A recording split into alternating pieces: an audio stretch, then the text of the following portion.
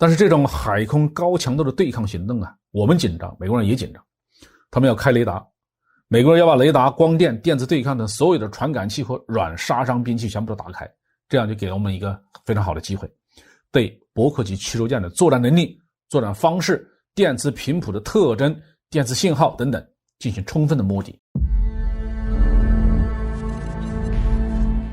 各位网友大家好，我是包明。这期话题我们说的是飞豹驱赶美国战舰，知彼知己才能百战不殆。最近央视的军事纪实的栏目报道了我空军飞行员驾驶飞豹战斗轰炸机在南海驱离外国军舰的这么一个消息。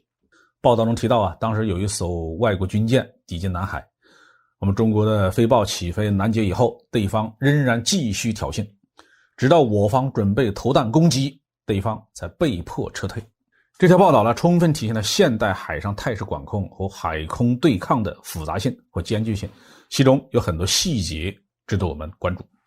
报道中提到的飞豹战机真名叫歼轰7，是我国在上世纪80年代研制的一款准备用于替代强5的歼击轰炸机。它的任务是以对地对海的火力打击支援为主，也可以空战，在海军航空兵和空军航空兵都有装备。随着技术的发展后续又对飞豹进行了多次的改装和升级，应该说它的作战能力是相当强的。海上反舰的时候，飞豹可以携带鹰击系列的反舰导弹，低空高速进入，在对方战舰的雷达盲区之内投防，然后突然跃升锁定目标之后发射。如果对方没有预警机之类的空中预警手段，是很难挡得住飞豹的导弹攻击的。但是到了2022年的今天，飞豹已经不算是一种先进的装备了。为什么不出动更加先进的型号与美军对抗呢？在很大程度上是为了保密。飞豹已经是一种大家都很熟悉的型号了，不具备隐身性能，也已经有国际客户的公开的询价，相信美国情报机构对它的基本战术技术性能已经有所掌握，所以由飞豹来承担这样的海空监视和驱离任务，不用担心新装备的泄密问题。至于歼20这样的隐身型号，更适合于静默监视，把获取的情报数据发给其他的平台，安排下一步的军事任务，然后留在有关的任务空域，为公开露面的飞机提供掩护。所以我们一般很少会看到歼20出现在公开的新闻报道里面，这是一种担当幕后英雄的信号。到目前为止中国和美国并没有处在战争状态，然而海空监视任务的风险也是很大的，特别是美国喜欢用踩红线的办法来挑衅其他国家的海空防卫力量，制造事端。因此管控任务并不是去喊话，而是有很大的风险。我们都还记得2001年的南海撞击事件，那就是美国方面不听警告，一再采取危险动作而导致的。即使是在低技术的对峙当中，也有可能突然爆发冲突，带来伤亡。2020年的加勒万河谷的冲突，就是印度方面突然对解放军边防部队发起进攻。即使是海空管控和驱离行动，我们的干部战士也要面临生死考验。从某种意义上来讲，空中的这种管控行动、驱离行动更加的危险，因为速度太快了。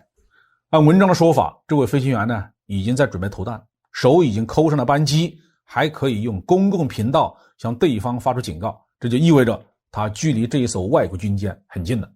按理说鹰击83是一种射程超过200公里的导弹，实战中并不需要靠这么近的距离，但是海空管控就是这么一种复杂的行为，既要出现在对方的视野之内展示武力，又要随时准备着交战，防止对方搞什么误击、误射这类的花样，防止我们吃亏。一旦发生这种事情，就算事后不会引发两国的大战，在当场也是一次小规模的实战。因此前去实施海空管控的官兵，特别是驾驶飞豹本身的飞行员，确实要做好生死置之度外的思想准备。随着美国对华态度逐渐的恶化，今后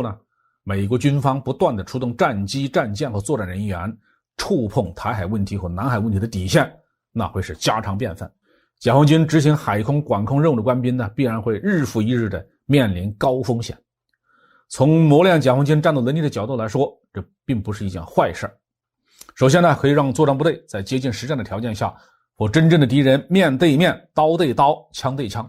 这比什么训练、演习带来的心理训练效果都要好。其次美国来侦察我们，我们也能侦察美国。根据外电的报道，美国伯克级驱逐舰本福德号经常前来南海挑衅。央视新闻报道里面的反派主角可能就是他。伯克级是我们很熟悉的战舰呢，但美国依然对诸多的技术细节是高度保密。